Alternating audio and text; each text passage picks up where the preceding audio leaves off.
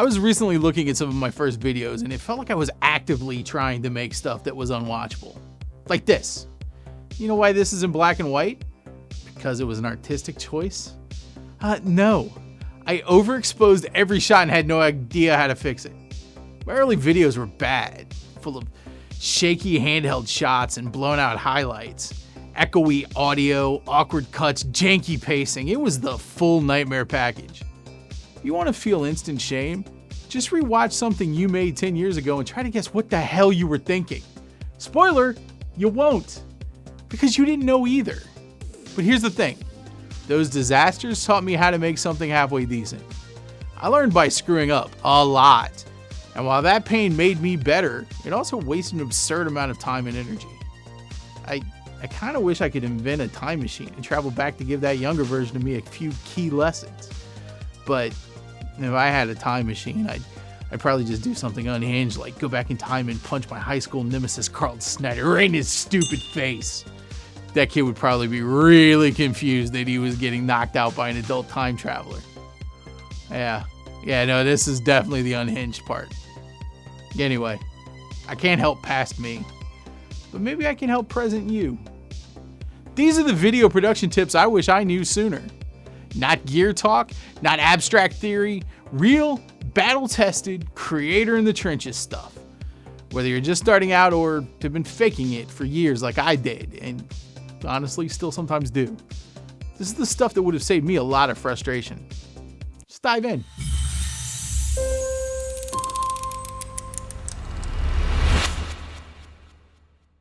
Your gear is not the problem. If you're watching this, there's a 98% chance you've already looked at cameras you can't afford this week. You've watched side-by-side lens tests. You've convinced yourself that a $400 variable ND filter is the missing piece you need for big-time success. I get it. I still do it. I have wish lists full of gear I absolutely don't need. But here's the thing. Your gear is not the problem. You are. I started on a used Canon T2i. I blame that camera for everything wrong with my work. But then I shot with a 5D and guess what? My footage still sucked. Because I hadn't learned anything yet. Buying better gear doesn't fix bad habits. It just makes your mistakes more expensive looking. The real reason your video doesn't feel cinematic, it's not your sensor, it's your lack of, I think you've heard this word before, intention. You're shooting wide because you're afraid to commit to a frame. You're overexposing because you didn't scout the light. You're adding cinematic LUTs to shaky handheld footage and wondering why it all looks like the Blair Witch Project. Until you understand story, composition, timing, lighting, and pacing, your videos are gonna suck. They're gonna suck in 4K or 6K or God forbid 12K. God, that must be huge. So when should you upgrade your gear? When your current gear is actively limiting your ability to pull off something you already know how to do. Not because it's shiny, and definitely not because some YouTuber told you so. And when you are ready to invest, just don't start with the camera. Start with the audio.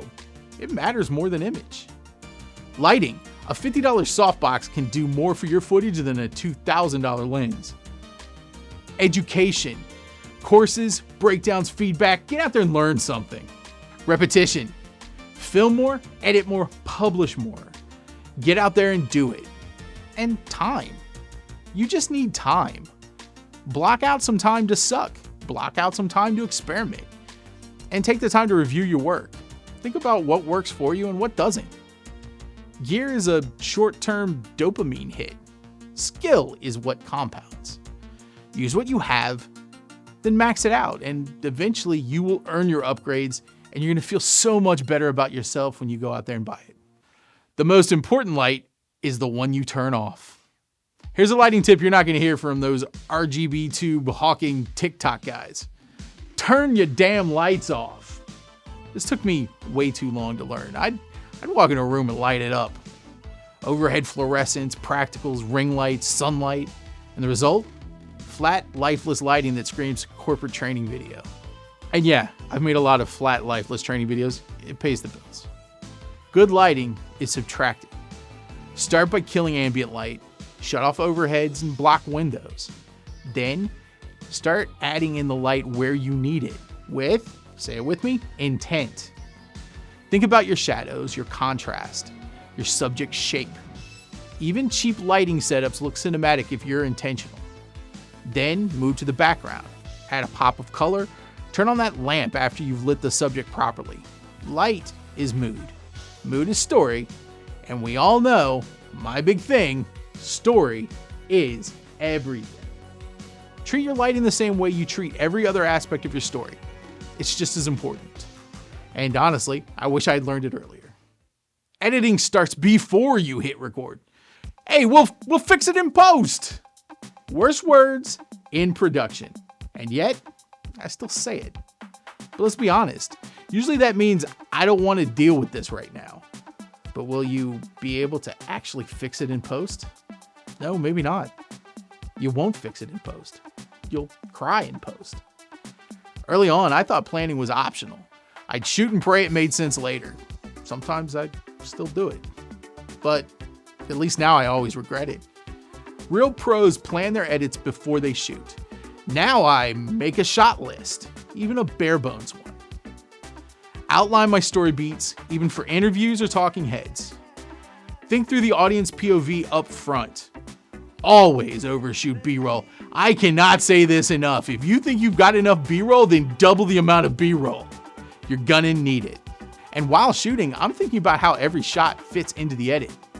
Because when you don't plan, you're just building future problems. And future you, he hates your guts. Trust me, future Matt hates past Matt. Because the only thing past Matt does is create problems that are gonna take hours to fix. I swear it's like his favorite thing to do in the world. I hate that guy. Coverage is a trap. Coverage is the creative version of panic buying. I used to shoot everything, every angle, every take, just in case. It's not strategy, that's fear. Coverage is not a safety net, it's a crutch. If you plan your shots, you don't need 5 angles and 6 takes. You need the shot. In narrative work, over coverage burns out your actors and muddies your edit. In doc work, it buries the emotion under too many options. If you're shooting coverage out of fear instead of strategy, your story's going to reflect that. You're editing defensively, not creatively. Shoot offensively and follow your game plan. Just because you did more work doesn't mean you did better work. Audio is king. If your audio sucks, your video sucks, period. No one cares how pretty your footage is if it sounds like you recorded in a bathroom. Although I've recorded some good stuff in a bathroom. You know what? Let's move on. Early on, I used built-in mics and cheap lavs. Then I added a shotgun. Then I tricked real sound people into helping me by giving them money. That's the trick.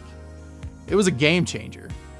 Viewers forgive bad visuals before bad sound, especially now when everyone is consuming content using earbuds. And in documentary or talking head content, sound is the viewer experience. When I produced this feature documentary, one of the most expensive line items was the post-production sound mix, because it's that important. You don't have to be as amazing as that person was, but you do need to have a working knowledge on how to get good sound. So learn mic placement, use headphones every single time.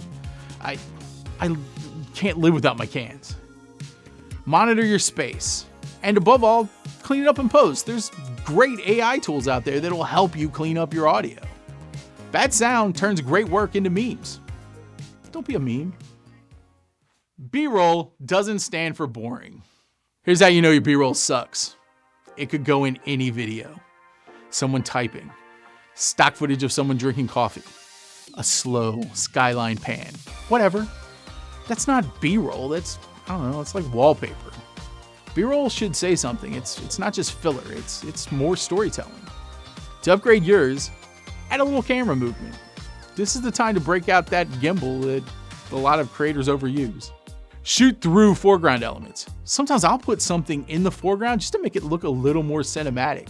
And yes, every time I do it, I feel like Roger freaking Deakins. Every damn time. Ask me how many Oscars I've won though. It's 0. The answer is I've won 0 Oscars. Use lighting and contrast to highlight the subject. I suck at lighting my B-roll because 1, I like to run and gun, and 2, I've done a lot of verite documentary work using natural light, but let's face it, that's no excuse. Find a way to light the moment. Don't be like me. Don't ever be like me. Capture moments, not just actions. I think this is another thing I learned from doc work. B-roll should be about something. If it was just about action, then pull it from a stock site and post and save the effort. Look for genuine moments and use them.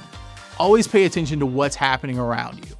The goal is to elevate the emotion or the message, not just fill space with vibes. Editing will eat your soul. If you let it. Editing is where the story happens. It's where the magic is. But it can also become a black hole that eats your time, your motivation, and your weekend. I used to edit obsessively. Okay, I still edit obsessively. Tweaking transitions, reframing things no one would notice, spending like 40 minutes color grading a 10-second clip.